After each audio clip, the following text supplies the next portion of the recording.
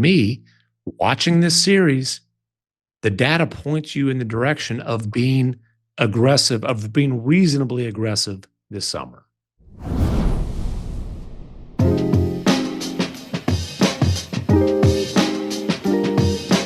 Hello and welcome to the Hoop Collective podcast. We talk about the NBA, which we're doing late on Sunday evening.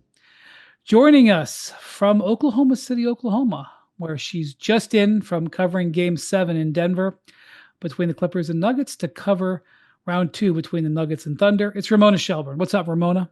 How you doing, Brian? I landed in OKC and the whole town is decked out. It's like flags and art everywhere. The whole town is ready for the series.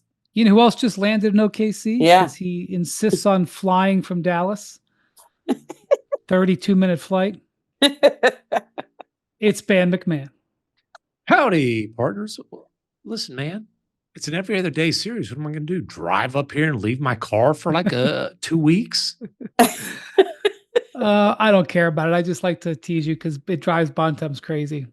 Listen, Bontemps ain't going to pay for my family to go on vacation on those airline miles either. Yeah. You got that right. Bontemps has his own family to worry about now, buddy. Yeah. Happy mazel tov to baby Bontemps. Yep. I'm in New York City where the Bontemps family is, but I don't have time to go see him right now. I got what a work friend to do. you are.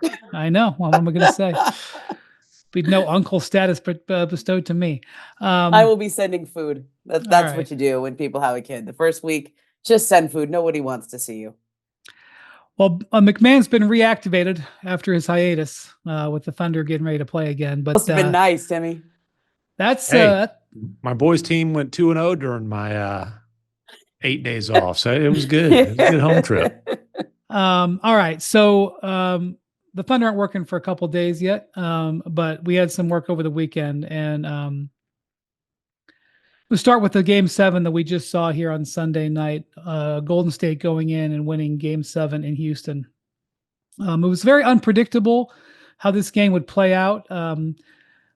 Certainly did not foresee Buddy Hield having the game of his life. But if you're going to have yourself a game of your life, do it in a Game 7 on the road. That's what I always say. And that's what happened here. There was a lot that went into this game. MacMahon, I thought the Rockets showed their worst side, which was their, they don't score. They have a fragile offense, and it went away. And I think the interesting thing is they shot 41% in the paint, and the Warriors played zone, and Draymond was all over Şengün. Alperen Şengün was 9 of 23.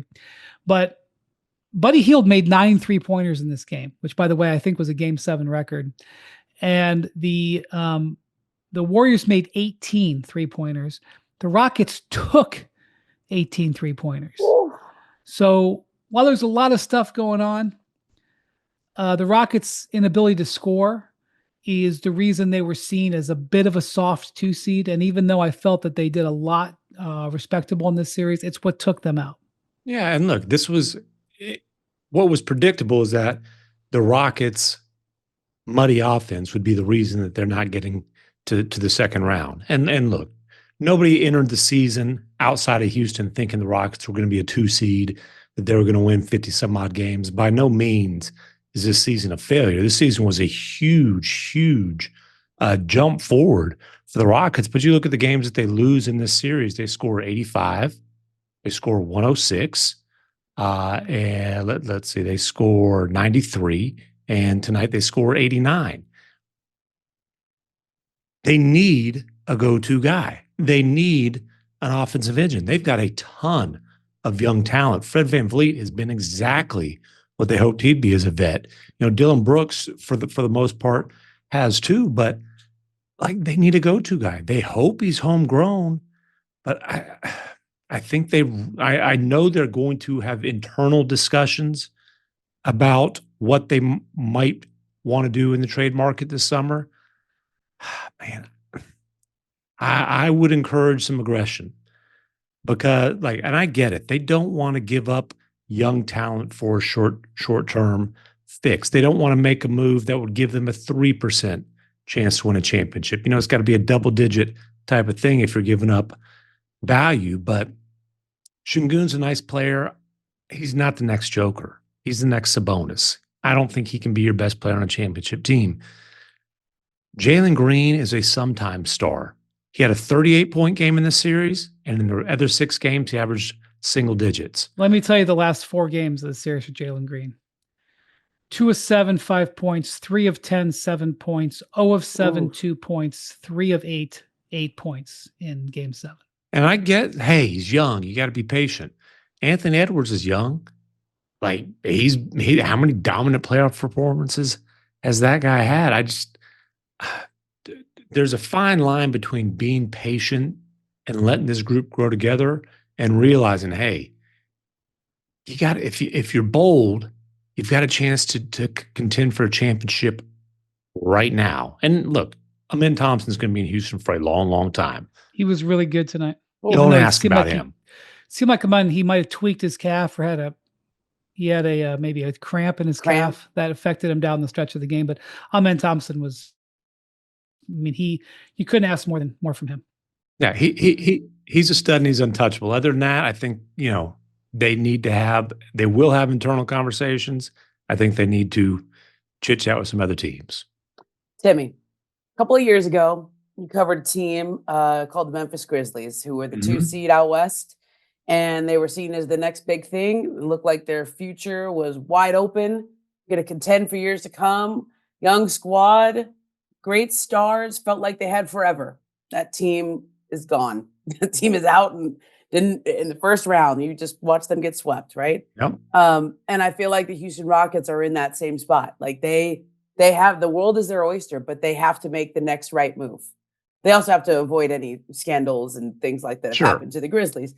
But they have to make the next right move. And I don't know what that is. That Grizzlies comparison is really interesting for a variety of reasons. One, because when the Rockets looked at that Memphis team, they identified 2 role players as dudes who really drove winning for those Grizzlies, who haven't won much since these guys left town. Dylan Brooks and Steven Adams. Steven Adams in particular, you got to manage him. He's missed 1.5 years for a knee injury, but we were reminded how impactful he could be. But the other thing is the Grizzlies had the one thing, still have the one thing, the one major ingredient that the Rockets are missing. And that's a dude who you can give the ball and say, hey, generate offense, get us a shot. The Rockets just don't have the Ja Morant type of guy, the Giannis Antetokounmpo type of guy, the Kevin Durant type of guy, the Zion Williamson type of guy. I think you guys can probably figure out. The Devin Booker kind of guy. Well, and I left Booker out because the Suns ain't trading him. Those other guys, I'm not saying they'll all be traded. I'm not saying. Doesn't mean we won't talk about trading Devin Booker, but they won't do it. I don't. Those are all in the realm of possibility. And the Rockets went into these playoffs, and I wrote about this. And Patrick Fatita, Ime Udoka, Rafael Stone are all on the record. Their hope is to have this be homegrown. Their hope is to keep this group together and let it grow. But they wanted the playoffs as an opportunity to evaluate, to get more data points. And to me, watching this series, the data points you in the direction of being aggressive, of being reasonably aggressive this summer. All right. So I know that a lot of people are going to jump to the conclusion, Kevin Durant. Durant has a relationship with Ime Udoka. Durant, one of the greatest offensive players of all time. Durant comes in, provides them the offense. If they had Kevin Durant in this game, maybe everything would be different. I'm not debating that he wouldn't be a good fit. But as MacMahon said, the Rockets are on the record and off the record, making it clear that they do not want to acquire a player that does not match the age group of their team. The other thing about this, Kevin Durant makes $55 million, is on the last year of his contract, probably wants a contract extension. I'm not sure that with where the Rockets are and who they have to pay, that's the best expenditure of resources, both what it would take to get him and what it would take to pay him. I'm not sure. I'm not saying no. I'm just saying I'm not sure. When it comes to Devin Booker is due he is in position to ask for a 2-year, $150 million contract extension. I can do the math there. That's not hard. If the Suns are willing to offer it, and Devin Booker is willing to sign it, which I'm sure he would. I cannot That's believe he would not. $75 million a year. Am I doing that math right? That's right. You got it. Ooh. He's not going anywhere. I don't care if Devin they've got Booker's- 75 first-round picks of the Suns. They're not. He's 10 toes down in Phoenix. Yeah, Like so, Damian Lillard was in Portland. So, by the way, I will say this. It's got buried in the Friday news dump. James Jones was demoted. James Jones, who built their championship finals reaching team. Mhm. And the Suns made Brian Gregory their general manager. I don't know Brian Gregory. Not many in the NBA do.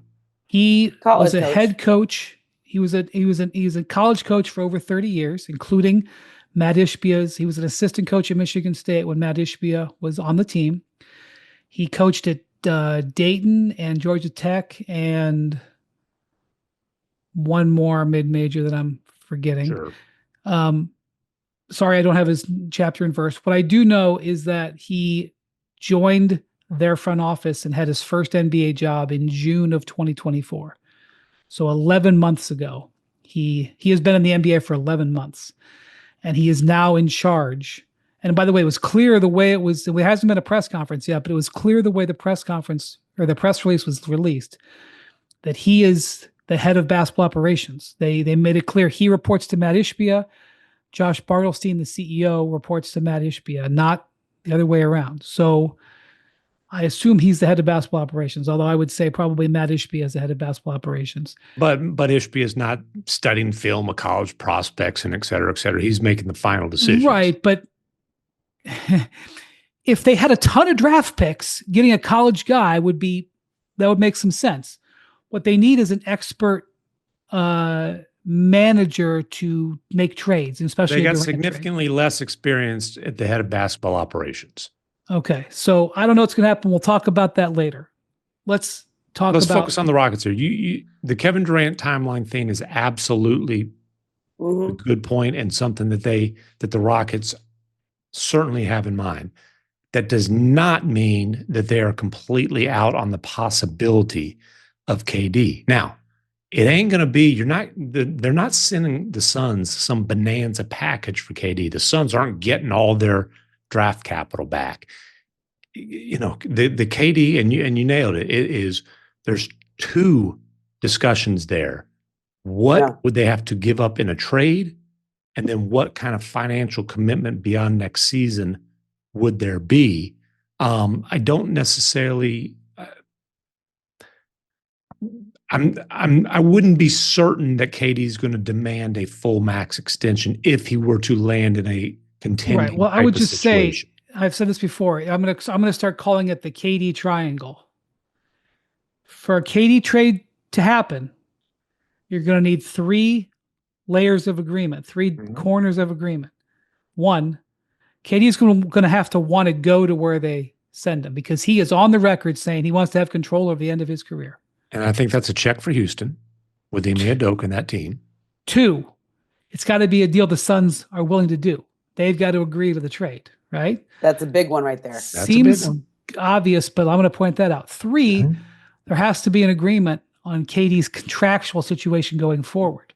So he's got to like he could tell the world, I want to be a Houston Rocket more than anything in the world.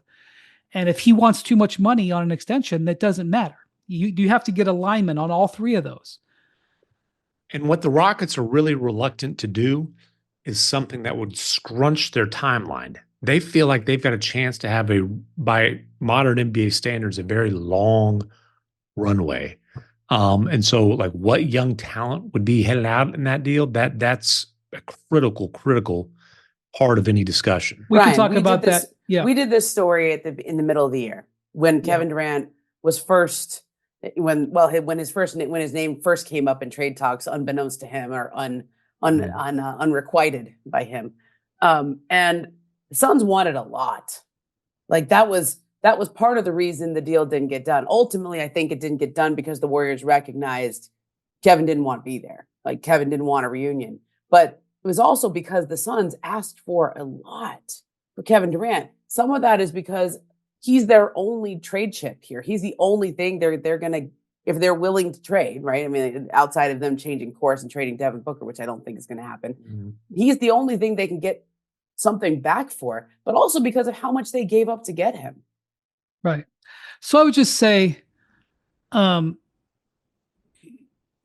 is also going to have to wait, maybe, to see what happens with Giannis. I am not ruling out that Giannis that comes out and says, I want to be a Buck forever and ever. But I would suspect that he will consider other options. And the KD teams, if they've got ammunition for KD, they may have ammunition for Giannis, and my guess is they're going to want to wait. But here's what I think. The Suns could look you in the eye and say, we expect there to be robust interest in KD. I agree. I think a number of teams, including the Rockets, will call when the time comes. But remember the triangle. All right. Also, by the way, including the team that the Rockets would have played if they'd have won Game 7. Correct. The Minnesota Timberwolves. The Minnesota Timberwolves, which we'll talk about later. I want to focus on the team that won, the Warriors. Oh, yeah. Those guys. We never give them any attention. Let's discuss. I just want to say the Warriors have done it. They have gotten themselves to the second round.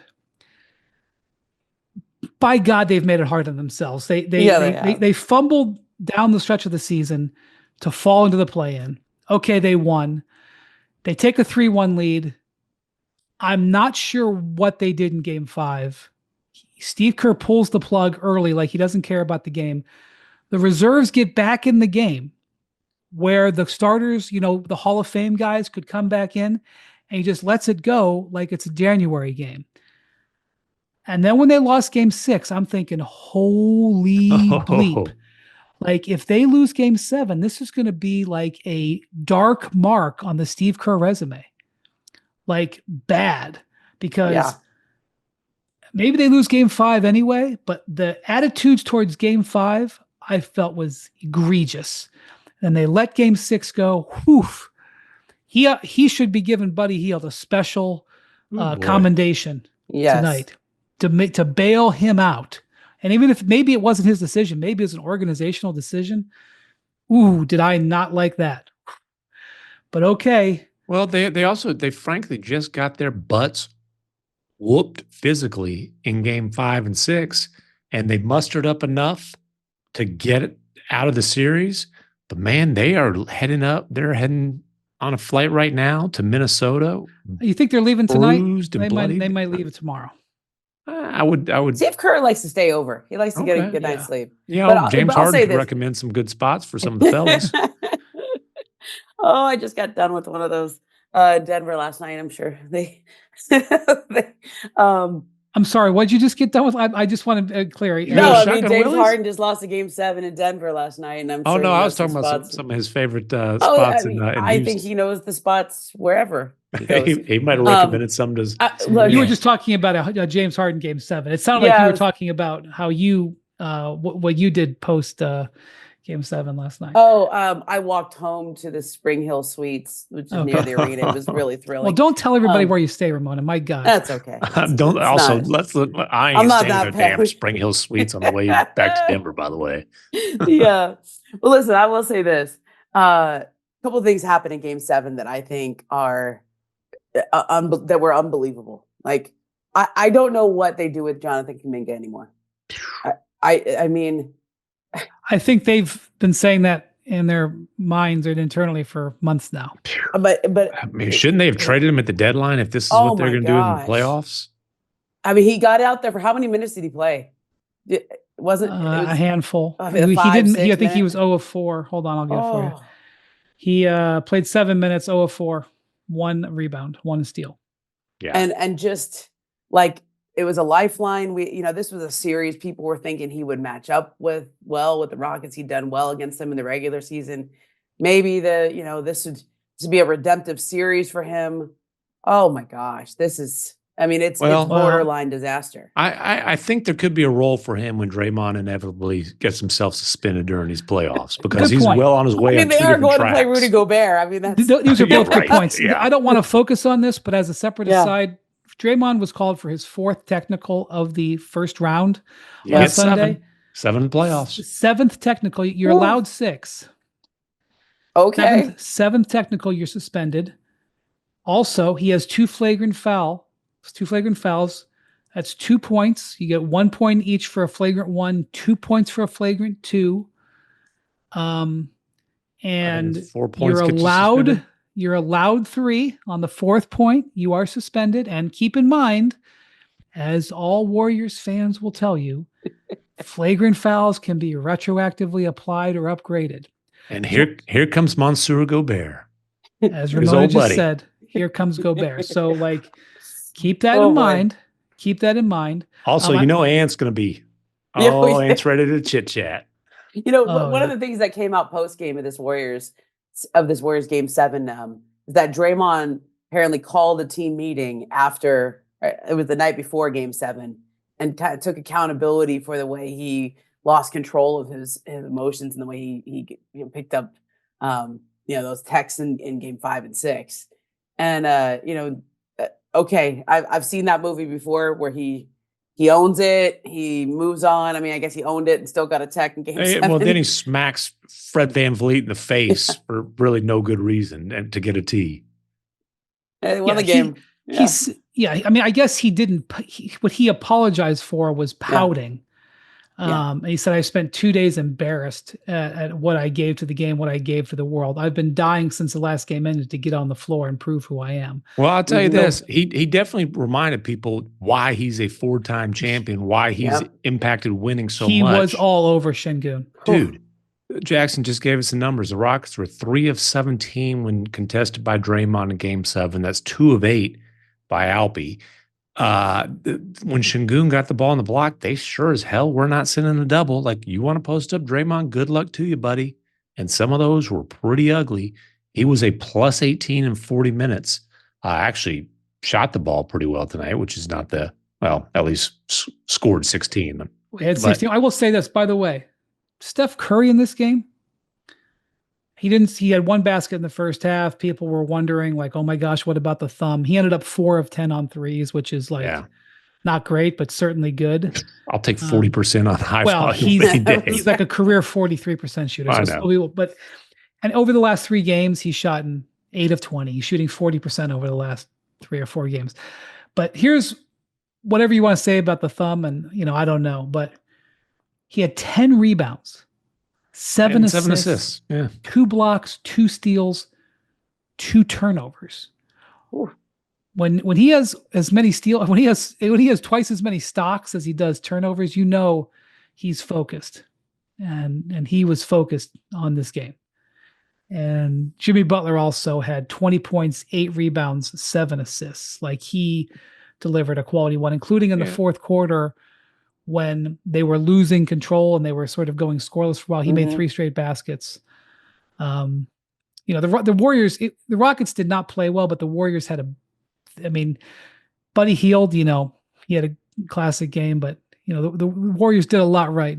The Warriors' 3 future Hall of Famers all showed up in game 7, and then Buddy Hield was a massive, massive bonus. 33 points on 15 shots. Oh. I will say this.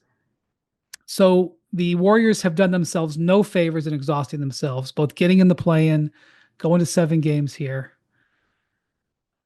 And now the 6-seeded Timberwolves wake up with home court advantage. Mm-hmm. Oh, yeah. And we just saw the Timberwolves bully the Lakers with their size advantage. And the Warriors have a major size disadvantage. They have more depth than the Lakers. You won't be seeing Steve Kerr playing 5 guys for a whole half. Well, I tell you what, though, they not 5.5, but all of their starters played 37 minutes or more. Mm-hmm. And Buddy Hield played 37. The rest of them played in the 40s. What's the rule? By the way, what's the rule? What's the play rule? 8, trust 7. That's right. And then it goes. And they basically played 7 today. The way this goes is not in game 1 or whatever. When the chips are down, you play 8 and trust 7. And frankly, sometimes you play 7 and trust 6. Not to say that a 9th man doesn't stick those little tippy toes on the court. And that's what happened. Quentin Post played 3 minutes. They got him the hell out of there. Mm-hmm. He played Moses Moody and Kevon Looney, 11 minutes each. That was his 7. And he trusted 6. The only guy he really trusted was Looney, who had 4 rebounds in 11 You always minutes. trust Looney. That's well, right. and they And needed. they're going to need they Looney in the needed next Looney. round. Yeah. They needed Looney's physicality after Steven Adams, the old caveman, just beat the crap out of him games 5 and 6. They finally were able to counter Steven Adams in this game. He was a -9 in this game after he entered this plus 53 in the series. By the way, how many players did the Rockets play in this game? The Rockets played 8. How many they trust? 7. And interestingly, Jabari Smith Jr., as he heads into restricted free agency, was the 8th man, only played 12 minutes. Right. It's fascinating. Like, Jalen Green played 30 minutes. It's fascinating to me that there wasn't a tighter leash on him. I guess they're just so limited in terms of offensive creation, but he didn't create a lot of offense. The other thing 8 they have to points on 8 decide, shots too. and 1 assist. The other thing the Rockets have to decide on is Fred VanVleet. They owe him $44 million. But the decision, I'm just telling you, the decision there is what does keeping him for 3 or 4 years look like in terms of, like, they might pick up the team option. And if they do, don't look at that as, oh my God, they think Fred VanVleet's still worth $44.5 million. Think of it as, okay, that's year 1 of probably a 3 or 4 year deal, even if it's not like officially structured like that. It's, hey, Fred, we're giving you this balloon payment now, and we're going to work out something that'll be a much lower number for the next few years. But by the way, Jackson has a stat for us. 97% of the Warriors' points came from their starters. Yeah. But again, Fred VanVleet is critical to them. He's critical to it, like the leadership, the toughness, the culture. He'll be on the Rockets next year unless something shocking happens. MacMahon, 1 year from now, the Rockets are in a game 7, first round, second round, whatever. Is Reed Shepherd in the rotation? That's where I was going. That, you out know of what? the rotation or on another team? Well, what I will tell you is great question. And power brokers with the Rockets have told me they think Reed Shepherd might be the most gifted offensive player on the roster. They point out, look. Well, that's not saying much. Okay, but my I'm point making is, a joke. the fact he's DNP CD in playoff games and for a lot of the season does not mean that their hopes for him have been diminished at all. Again, they've mentioned the Steve Nash comparison to me. And not even so much style of play, but just small guard, needs time to adapt to the size and athleticism in the NBA, might not play a lot early on, but they think he's got a really, really bright future. Now, doesn't mean he wouldn't be included in a trade if something comes along. 1 week from Monday, May 12th on ESPN. It might even be on ABC. I can't remember. Cooper Flag Lottery. Ooh-wee. Oh. The Houston Rockets have a 17% chance of ending up in the top 4. Goodness. A 4% chance of winning the Cooper Flag sweepstakes, courtesy of the Phoenix Suns via the Brooklyn Nets. Never would happen on Brian Gregory's watch. And, well, Brian Gregory's never made a bad trade. This I can verify. I just checked. Jackson just looked it up. That pick, even if it just stays right where it's at, which is 9th, and Reed Shepherd are a heck of a way to start a negotiation. The Rockets do not lack ammunition. They've got that.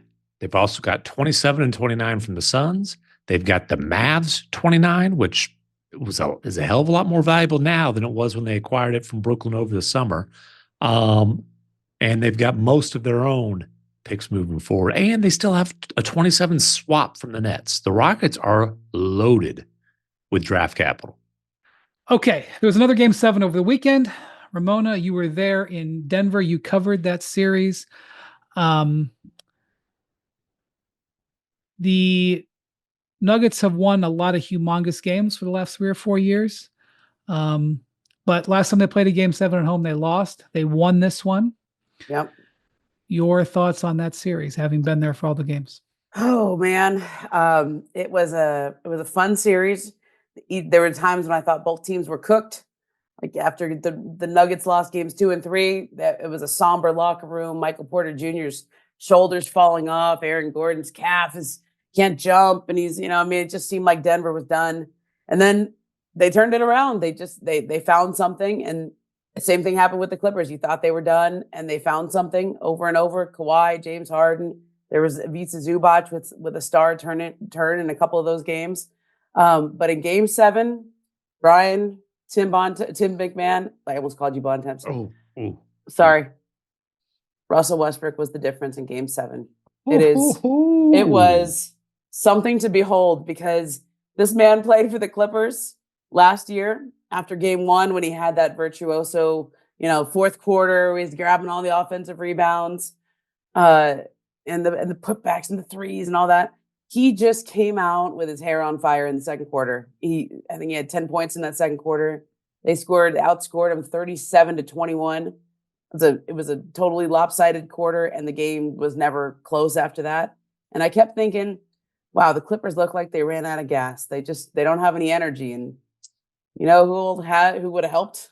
A little jolt of energy, Russ. Yeah, I mean, it was as good as Denver played. Aaron Gordon had 22, and Christian Brown, I thought, had a really good game. That was his best game of the series. That was sort of his personal game that he wanted to avenge Game 7 last year. I think that jolt of energy Russ gave him in the second quarter and third quarter really was the difference in how that played out. Well, hey, Russ wanted to come on home to Oklahoma, where the wind comes sweeping down the plains, and where Russ's jersey is going to hang in the rafters, baby. He's going to come back. He's going to look on up and say, right next to Nick Collison, that's where you can put me. Yeah. They'll reenact. They'll have the old White Men Can't Jump. Remember when they were the White Men Can't Jump duo for Halloween? Yeah. Right up there in the rafters, side by side. And so, they love Russ in Oklahoma. They always will. And we'll see if that can survive him as an opponent in all the teams that know series. Russ well do the same thing. They dare him to shoot, right? I wrote a whole story about this last night. They gave him 9 feet on average whenever he was shooting the ball. That is the second highest amount of distance that anyone has given people on 3-pointers ever since they were keeping the stat. The guy who actually had the most was Chris Dunn in the same series. Yeah. Right? Denver did it worked out a lot better with him. Yeah. But they gave Russ room. They didn't guard. They literally just did not guard him on 3-pointers.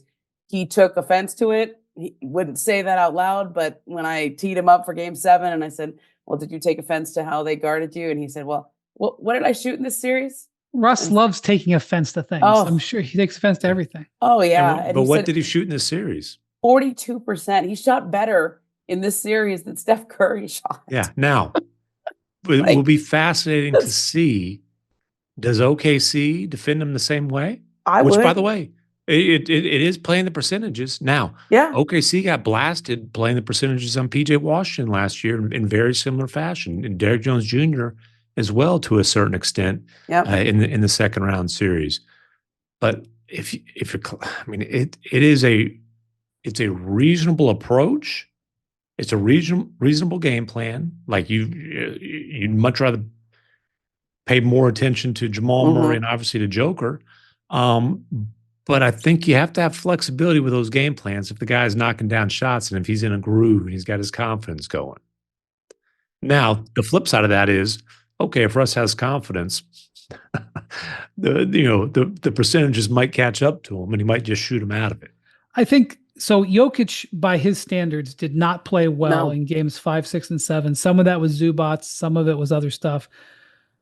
To me, the series was tipped not just by Westbrook, but by just in general the Nuggets role players. Christian Brown was excellent. Yeah. I don't know if you want to call Aaron Gordon a role player. He was awesome in the series. He's more than a role player. He's what I call a complimentary star player. Even Peyton Watson was good in Game 7. Michael Porter Jr. I think had a good Game 7. Yeah. Like they're role players, which is vital for the Nuggets. That was big. The other thing is, if I'm the Clippers, I'm sick to my stomach because now they did not deserve to win Game 4. That was the Aaron Gordon. So the Nuggets miracle. were up 20 in the fourth quarter. Yeah, of that they game? blew the game. And so Gordon gets the incredible dunk. Otherwise, it goes to overtime. I don't know. Yeah. The Clippers had the momentum. Maybe they win. The correct team won. Having said that, you lose at the buzzer. And in my Yep. view, they were in control, not in control, but they certainly could have won game 1. So they get to game 7 knowing that they lose 2 50-50 games, game 1 and game 4. You can't do that. You can't do that as the underdog, whatever, the lesser seed. So I'm sick to my stomach about that if I'm the Clippers. It's also hard because Kawhi Leonard was healthy, Brian. I know, and he played well. Let me ask you this, First Ramona. time he's got to the end of the season being healthy since he's been there. I mean, it's hard. It was hard to watch.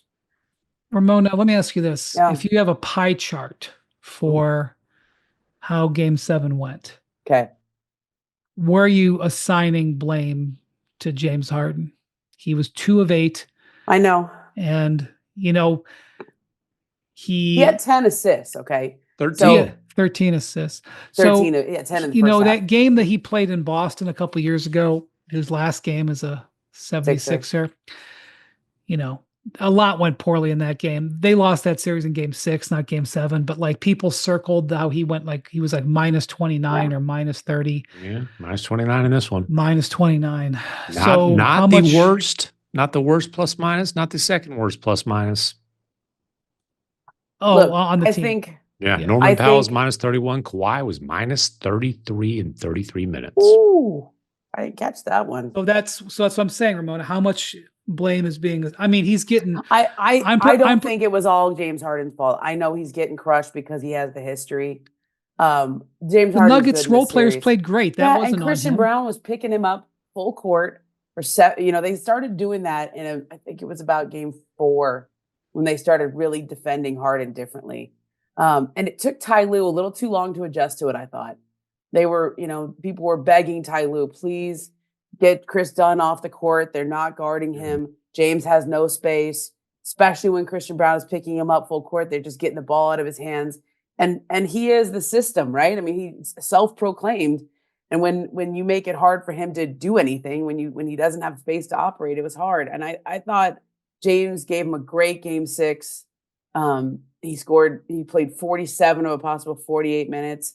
I caught him on the podium yawning a couple times, that game. And you could tell, he goes, yeah, I'm tired, but where I'm in good shape, I'm going to play. And I was thinking to myself, listen, they're going to Denver in less than 48 hours. That I know by game 7, altitude's not supposed to affect you, but I think it does. And the Clippers they just seemed tired and they needed some energy.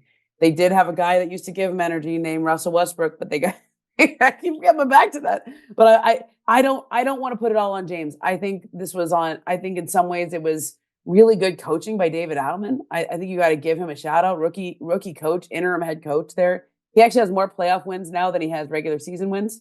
After winning the series. That's got to be a record, right? Yeah, it's got to be a record.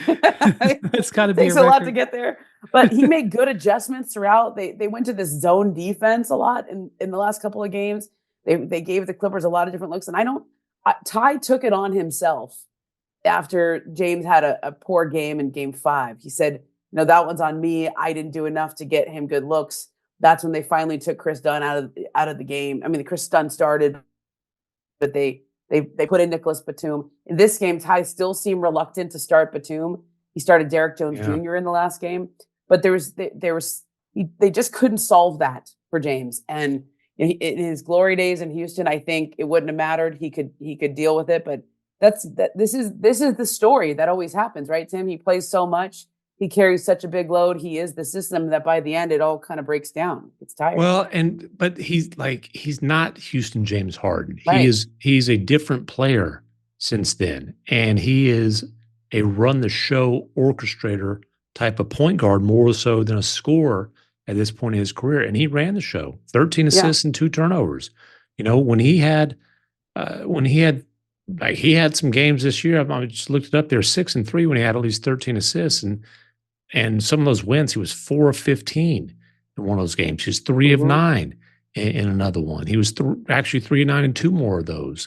7 of 18 in a win. My point is, the most important thing James Harden did for their offense this year was orchestrate and facilitate. Yep. So, yeah, You can add this to the list of poor shooting performances for Harden and absolutely critical shots. Ooh, Jackson gives us This is a devastating. This is a mean-spirited devastating Jackson. James Harden has shot under 30% in 4 consecutive game sevens. Tied with, man, these are, do we want to tie with Dan Marley, who's got a nice little restaurant in downtown Phoenix? Can't visit in the playoffs anymore, but it's a nice spot.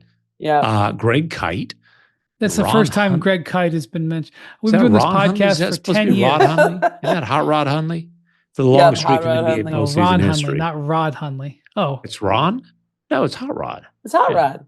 Yeah. Oh, he's saying it was a typo. Hey, we've been doing this podcast for 10 years, MacMahon. This is the first time Greg Kite's name has ever been mentioned.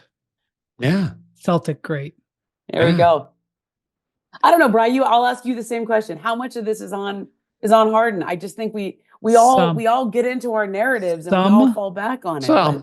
Some, but look, I'm in New York because before I go to Boston tomorrow, I'm going to do the morning shows. I'm going to do Get Up and First Take. Oh, big deal. And that is going to be a topic because of these stats, and they can show these graphics, and there's going to be a desire to pin it on Harden, and he was part of the pie. Yes. But Norm Powell gets a slice. A big one. Kawhi Leonard gets a slice. Ty Lue gets a slice. After the Batum lineup worked so well, you went away from it. Listen, it ain't all on Harden. Zubac had 10 points in that last game, didn't do much. James Harden I thought he had a redemptive year this year in Los Angeles. Yes. I thought he, if you're looking at who netted out from that exchange with Philadelphia and the Clippers, LA made out pretty darn good. And if we could go back to the sliding doors moment where they choose not to give him the big extension and instead give that money to Paul George, I don't know. Was that the right choice? Yeah. Based off of this year? Not right now. Oh, I thought you were talking about the Clippers made the right choice. No, I'm talking about the Sixers. If we go back to these moments and how the last few years have gone for James and the Sixers and the Clippers and all that. James was not going to be the Sixers savior either. Let's just make that clear with everything that went wrong. Harden has a $36 million player option. I assume he's not picking that up. He'll want to do a new deal. He's 30. Is he 35? 35. He is 35. He'll be 36 in August. He's a Leo. Yeah, we talked about that the other day. You and James talked about him being a Leo? Yeah, he was asking. We've talked such astrology. A Ramona thing to do. Yeah. How did you feel about that sort of Navajo motif that he had on after Game 6? Did you talk about that as well? No, he didn't get too deep into that, but we were talking about him being a Leo, and I do see Leo qualities in him. Yeah. You're over my head now, dear. MacMahon, what are you doing with this contract? You know what? If you're not keeping James, I think you got to entertain shopping Kawhi. Ramona, what are we doing with this contract? If I'm James or if I'm the Clippers? It's Clippers. James wants to be there. He's going to be there. He wants to be there.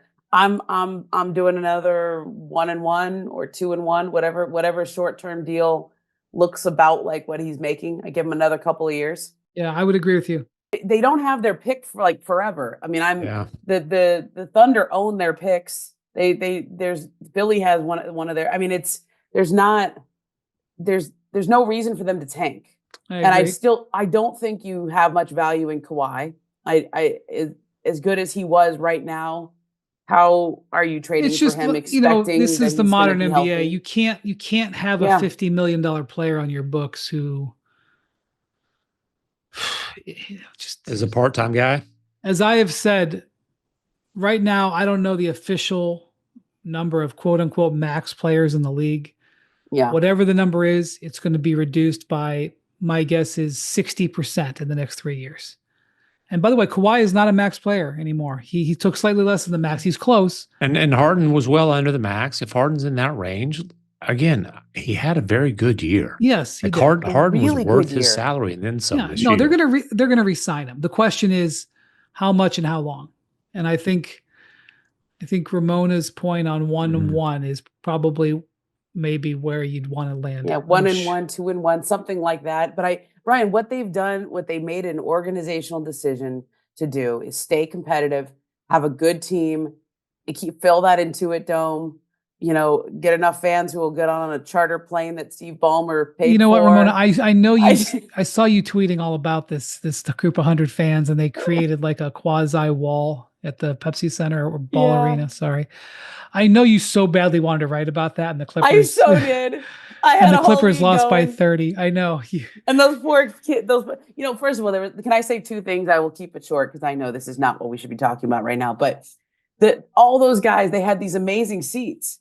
How did they get these seats? If you're a Nuggets season it helps ticket holder, it helps when your owner's worth 120 billion or whatever. I know, but if I'm a season ticket holder for the Nuggets, I'm mad at people who sold their seats. This happens in LA all the time. What if a guy worth 100 billion came and said, how much did he pay on the secondary? Like, this is a game 7 and you just sold your seats to the opposing team's fans. And they were all in this same block. And I saw a bunch of the normal season ticket holders sitting there and they were pissed. Well, hell, they were probably like blacked out. It's probably blacked out on local TV. They probably didn't get to watch the damn thing. I know. I mean, but okay, so the Rams do this all the time. This is another cronky team. And the 49ers come to town and there's a big fan base in LA. And Rams season ticket holders always sell their seats to the 49er fans who just want to. And it's become like an issue in LA. Like, everyone gets mad if you sell your seats, like you're not a true fan. But that was game 7, Brian. How did they do? And okay, so these Money guys talks. have their hats on and they got on a charter plane and then they had to fly home right after the game with a 30-point loss. Only 19. That ride out to the Denver airport. I don't even know what the final score was. That ride out to the Denver airport. God. Oh, that was a tough one. My God. Might as well drive home as far as that is. Which plane was quieter? The Clippers team plane or the swell, the Walls charter Well, that plane? depends. I know that Ballmer covered airfare and the tickets and all. Did he cover the alcohol bill? I'm sure. If he did, then I bet the plane was loud as hell. Yeah, man. If you're one of those yahoos who have signs and like wear funny hats and Ballmer's paying for your booze, come on now. Yeah, those hats were blocking the view of those Nuggets fans in the section. Oh man, all right. Sorry. We'll talk about your series when it arrives that your guys are at. But first, Cavs Corner. Ooh, there baby. It is. Cavs Corner. The Pacers. Careful turning that corner. Got a sore toe. Yeah. The Pacers were absolutely awesome in game 1. They win by 9. I will just say to you, and I'm not saying this just now, I've been saying this for a while, that internally the Cavs were wary of the Pacers for weeks. When the Pacers made that late season, because remember there was a while there where the Pistons, Pacers, and Bucks were all sort of tied, and the Pacers made that late season push. They finished 14-4 to get the 4 seed. When that was becoming apparent, the Cavs were giving them the side eye because that's a quasi bad matchup for the Cavs. I mean, they won 64 games. There isn't a team that they feel like they're a quote unquote bad matchup against, but it's a more uncomfortable matchup. They also lost both games to the Pacers at home this year. Now, one of the games was meaningless. It was the last game of the season, but the Pacers had come in there and won, or maybe it was the second to last game, whatever it was. But the Pacers just played great. And, part of what happened in this game was that the Pacers were just killing it from 3-point range. They made 19 of 36 threes. That's 53%. The Cavs only had 9 threes. That was the fewest 3-pointers they made in a game all season. So they get outscored by 30 at the 3-point line. This is a team that, by the way, I think made 20 more threes in the last round than the Heat, and led the league in 3-point. Well, maybe they finished top 3 in 3-point percentage. So they got outscored by 30 at the line. So there's just great shot making. But I'm going to say that part of it was the Cavs weren't guarding the 3. Well, and yes, but How the hell did Andrew Nembhard shoot 29% from three this year? The Andrew guy, I mean, he is a playoff killer, and he hit a couple of huge ones down the stretch, and one of them he was damn sure guarded on. I mean, this guy has made, he had the one in against the Knicks last year, the game winner. That one, he had a couple of huge ones this game. He against the Knicks last year, which kind of changed the course of the whole series. It might not have mattered again because Jalen Brunson broke his hand or whatever in the game 7. And OG Anunoby was, running around like he had a dump in his drawers because his hamstring was so effed. But wow, this is post midnight Wendy, baby. Wow, the dump in his drawers was that was a shout out to the Bontemps family because they've got some dumpy diapers right now. I to this day cannot believe that OG Anunoby was allowed to play in Game 7. He ran out from the locker room, and I was like, this is either an elaborate joke or insane. Not a joke, an elaborate ruse. In other words, like he either he actually could move better or they never intended on playing him. When he actually played and was shuffling, I was like, what are they doing? Anyway, Willis Reed, it was not. That shot that he hit, he bobbled it. He caught the ball, he bobbled it, and it's like shot put it up there and made it. You want to hear a nut stat? I mentioned he shot 29% from three this year, Nembhard, 51 of 175. In last year's playoffs and this year's playoffs, he's 45 of 88 from three-point range. The man is shooting 51+% from three career in playoffs. This dude is a big-time playoff gamer who is knocking down shots, making plays, and quite often guarding the other team's best perimeter player. He's a stud. He's a very valuable player. The Pacers have 2 excellent bigs in Miles Turner and Pascal Siakam, and they have a multitude of excellent wings, but specifically the guys they start, Aaron Nesmith and Nembhard. And look, the Pacers just had a shot-making game. Halliburton was a terrific playmaking at 13 assists and just 1 turnover. Mm-hmm. That's Halliburton at his absolute best. He also was 9 of 15, but his efficiency shooting comes and goes. It's when he's got that super awesome assist-to-turnover ratio, he's going great. Well, and Donovan Mitchell needed his sidekick. Darius Garland, missed this game due to a toe. And, they asked Rick Carlisle, well, what's that change if Garland misses this game? They asked him pregame. And Carlisle basically said something like, look, let's not kid ourselves. He's playing. Now, he didn't. There wasn't just a precaution. So I was surprised. So he practiced on Friday. It's a big toe, right? Yeah, a left big toe. It's toe sprain. It's turf toe. That's tough. That's not good. So he had the injury late in the regular season. He missed 3 of the last 4 games, but it was hard to tell because they had everything clinched. He comes out and plays games 1 and 2 of the Miami series and averages 20-something points on 50% shooting. Doesn't show any ill effects of it, and then finishes game 2. That game comes all the way down to it. That was the closest game of the series. Finishes game 2, does the post-game interview, doesn't show any ill effects, and all of a sudden he pops up as questionable on their injury report the next day. And now he's out 3 straight games in almost 2 weeks. And so he practiced on Friday, and then they listed him as questionable on Saturday, but you're thinking, but he practiced. Yeah. So like if he practiced, like that indicates that they've cleared him. And then pregame, he's ruled out. So like, I don't know. I mean, whether he's out or even if he's limited, that is huge because one of the great advantages that the Cavs have had all year is they've got 2 big-time dynamic dribble-creating guards. They've always got one of them out there. A lot of times they got them both out there. Donovan Mitchell today, 13 of 30 from the floor, 1 of 11 from 3. One of the great things that happened for him this year was the burden on him was eased.